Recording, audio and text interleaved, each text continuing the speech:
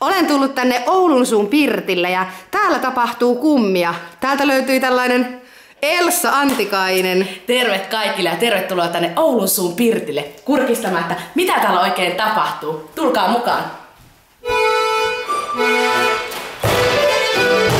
Täällä on Hämynpojat täydessä touhussa. Jussi Paitoinen, kuinka kuumaa menoa? Mitä täällä harjoitellaan? Täällä harjoitellaan tanssiteatteri Hämyn ensi-iltaan tulevaa teosta nimeltään Perintö. Perintö saa ensi-iltansa ensi viikon torstaina 9.10. Tulethan sinäkin mukaan? Vau! Jalka nousee, eikö totta?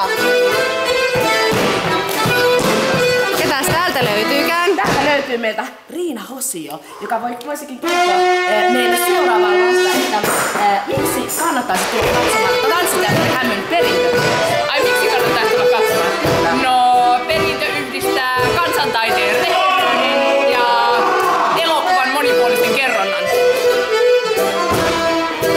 Mahtavaa, tule sinäkin!